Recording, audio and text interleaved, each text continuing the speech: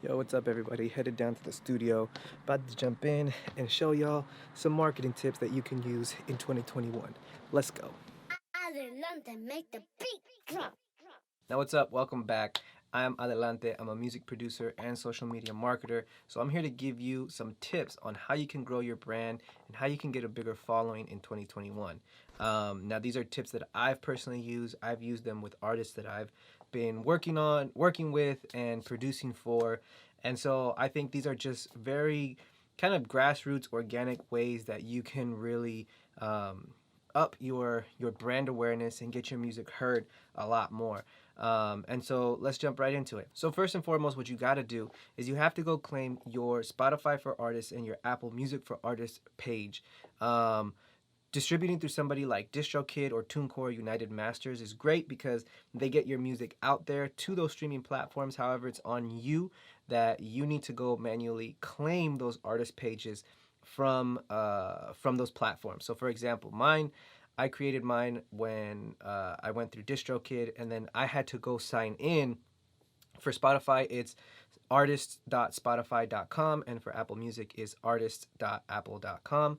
And you log in, and you basically go in there, you find your page, and you claim it. And so then there's a few different authentication steps that you have to do, but once you do that, it's linked to your profile, and this is where you dive deep into the analytics of everything and kind of really tracking the progress or the places that you can improve in when you're releasing music on streaming platforms. So make sure you go do that. The next one falls hand in hand with this because it's another feature of these dashboards, and that's submitting directly to playlists. So whether that's Spotify playlists, whether that's Apple Music playlists, we all know what happened this past year where Spotify found all these songs that had been boosted with these services that offered certain number of streams, and there was about 750,000 songs that were taken down from Spotify, which that was horrible, right? Because one, we all know that we're always looking to get that exposure and really gain that awareness or those eyes onto our music. And so a lot of the times we get sold on these fake promises, on these false promises, in terms of guaranteeing us a certain number of plays or a certain number of new followers on Spotify. And so I've heard from very different places, people saying that they used to use a service. I don't know exactly which one, but that they use a service, and then eventually when they stopped paying for it, their followers all of a sudden they started dropping drastically. So that just goes to show you that those places are usually fake, and they're just using bots to really boost the streaming numbers. And so my advice is to just submit directly to these playlisters in terms of Spotify and Apple Music, and you do that from the dashboard. So you go in there and you submit through the Spotify for the artist for Spotify dashboard. Make sure that you're submitting your music about 2 to 4 weeks at least in advance, because that gives enough time. And different people from Spotify have come out and said there's at least 20 to 30,000 new song submissions every day. And so you want to go in about a month ahead of time and really put your music in there and submit it to the playlists so that it has a chance. And that's honestly the best way that you're going to be able to submit to playlists. Next up is you can get someone to help you. Now, I understand a lot of the times we don't have somebody to help us. For myself, my own example, I don't have somebody to help me. So I'm my own, admin, email marketer, content creator, video editor, photographer. I have to embody all these aside from just making music, which is my first love and what I actually really love to do. And so I have to be able to do all those. And for myself, I've actually come up with a schedule that works for me where I'm able to do all that and make sure it fits into my schedule, because I also have a family, and I have my wife and my 3 kids, and I have to be able to spend time with them. Like, I don't want this. Like, I love music and I love building my business, which is a professional goal of mine. but also a personal goal of mine is to be there for my family, be there for my kids at all times. So usually during the day from like 8 to 1, I'm with my son because he's doing his distance learning right now, being home and stuck at home because of the pandemic. So this is something that I block time out during the day, and I might be working on admin tasks throughout the day. And then after 1 o'clock, I'm able to sit down and like record videos or make beats or, engineer songs for different artists. And so that schedule has worked for me. However, my business and my brand are still growing. And so you might be watching this and you might be more of a well-established producer or artist, or, you just kind of have those connections of people who are willing to help you. And so you want to get somebody to do that if you have the opportunity. You want to have somebody, whether it be, if you are an artist, whether it be you find a producer that you like link up. Like I have a couple artists that I'm very close with, and I'm constantly sending them beats and sending them ideas and working on new songs, and they'll write hooks and send it back to me, or they'll send me ideas as well. And so we're constantly going back and forth, and that's just something that I've worked out with them because I believe in their craft, I believe in their talent. And so you want to do something like that as well. If you have a homie who makes beats, if you have a friend who is a great songwriter, or, is willing to help you out in terms of admin tasks, emailing people, getting in contact with different blogs or vloggers, whatever it may be, you wanna use your people, your network around you wisely, because then what that does is it frees up your time in order to focus on what you want to do. So for me, again, I block out certain times to where I am just creating. A lot of the times it's later on at night because, once my kids go to sleep and I don't have any interruptions, I get to do that. I get to just sit down, I get to get some ideas out, and then I finish them up throughout the week or throughout the next couple days. However, I am thinking that down the line, once the business starts growing, there are going to be tasks that I may want to hand off to a few different people that can help me out. And then, of course, I have to budget for that because I'm not going to bring somebody on unless they are willing to do that. But you want to make sure that you take care of the people around you. So if you are bringing somebody on and they're doing it as a favor, hook them up with something, take them out to dinner on like a constant basis, or I don't know, gift them different things, because they are taking their time, and the time that they're spending is something they can't get back. It's valuable. It's probably the most valuable thing we have. So you want to do that. You want to make sure that you take care of the people around you. And then if you are in a position where you can pay somebody, make sure you do that. Pay your producers, pay your photographers, pay your videographers. These are all things that you're able to, if you're able to do, you should definitely do that and honor that, because they are also most likely creating their own business around what they love. Now, this next topic is something I'm excited to go deeper in terms of learning and showing you the process in another video. So I'm just going to scrape the surface right now, which is releasing singles over a longer period of time. And so what often happens, and what I see, is that I have artists that reach out to me and they say, I'm planning on releasing this 20-track album, right, on such and such date, which might be like a month or two away. And they're like, I'm almost done, it's getting finished, and what do you think?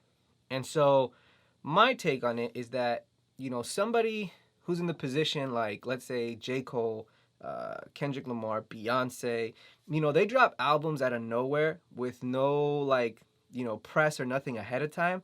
And because of all the work they've put in, years and decades that have gone by, and all these decades that have passed, they're able to do that. They're able to drop an album or whatever it is, a project, and it blow up within the next month or two, right? And maintain that traction. However, as an independent artist who may be growing, we don't often always have that luxury. If you do have an established fan base, you might have your core fan base who really, really loves it and will always be there to support it, no matter if there was some sort of press release before it or marketing before it, or if you do. However, you want to make sure that you are able to maintain as much awareness around your music for the longest possible time. And so this is where the whole debate of albums versus singles comes into play. Like I said, somebody with the backing like a major artist can release an album, so 15, 20 songs. However, an independent artist might not want to do that. They might want to, and what I usually suggest is take those 20 songs and release them over the course of the next, every other week. So now the real grind is not really releasing the music, it's actually creating the content that's going to keep it fresh in front of everybody's eyes. Because the other piece to it is that you don't want to just create beat visualizers and post them for a year. Because those aren't really engaging, those aren't eye grabbing, and so it can be a piece to the puzzle. I'm not saying they're worthless or pointless, but they got to be a piece to the puzzle. You can't rely your whole marketing strategy on beat visualizers. So you're going to want to release them. You're going to want to submit, again, all these songs ahead of time so that you can, get playlisting. And then you're going to want to create a plan for each single. Have a video, have a lyric video, have, pictures to roll out with them, whatever it may be. And so that way you just stay in front of more eyes for a longer period of time. Because you do something consistently for 40 weeks, people are going to recognize you, and they're going to most likely start tuning in more to your music, and probably even be admiring you for your work ethic. And so this is just something that I always recommend to artists. Of course, you don't have to do it with 20 tracks. You can have 10 tracks and do it like that. But I do prefer personally doing singles over album releases. Next is playing live. Now, if you're watching this right now, then you know playing live is something that is almost non-existent right now. Unless you're, of course, in certain states that are allowing it. However, there are the options to play live virtually. And so one of the best places to do that is on Twitch. Twitch is a streaming platform. It was originally meant for gamers and them streaming their live play in terms of video games. However, since the pandemic hit, musicians and all sorts of creatives have flocked to that streaming platform because it allows them to really connect with their audience in a way that other social media platforms hasn't allowed them to. And so not only that, but it also allows them to make a little bit of money. So that can come in terms of donations or subscribers. And sometimes I've seen that in order to subscribe to a channel, then you have to pay $1 or $2 or something like that. Anyways, that platform, so Twitch, is a great platform to do that. YouTube also has something similar to that in terms of going live and performing, and then enabling things like super chat so people can donate to you as well. And so I understand that playing live is not something that's generally accessible or possible right now, but doing things live virtually is definitely something that is possible. And I've seen a ton of artists who are doing it right now, and they're doing it on a consistent basis. So they're doing it weekly or, twice a week or whatever it may be. Sometimes they're performing, sometimes they're just hanging out, sometimes they're creating music. The possibilities are endless. And so creating a platform like that virtually is something that's going to guarantee you a place to go when, the clubs or the venues close down. And so that's something that was forced upon people this year. And however, when things open up again, you want to get out there. You want to get in front of as many audiences as possible. This allows you to sell merch. This allows you to connect, one-on-one with people. You want to do that as much as possible. Playing live is something that is probably the bread and butter of independent up and coming artists in terms of generating an income. So you want to make sure that when it's possible to go and play live again, you do.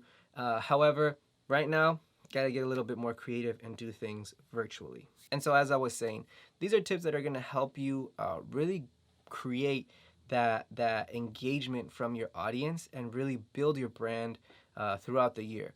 You want to focus in on it, especially if you're new to social media, if you're a new artist.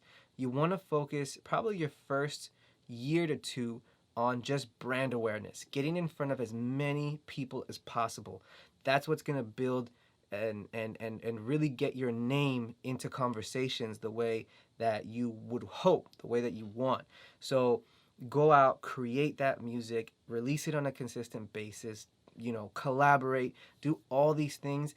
And the main goal is to create brand awareness. You want to get in front of as many people, in front of as many eyes as possible, and that's really going to help build your audience. It's really going to help build your fan base. And yeah, so use these. I've used them. I've seen them, really help audiences grow. So please do it.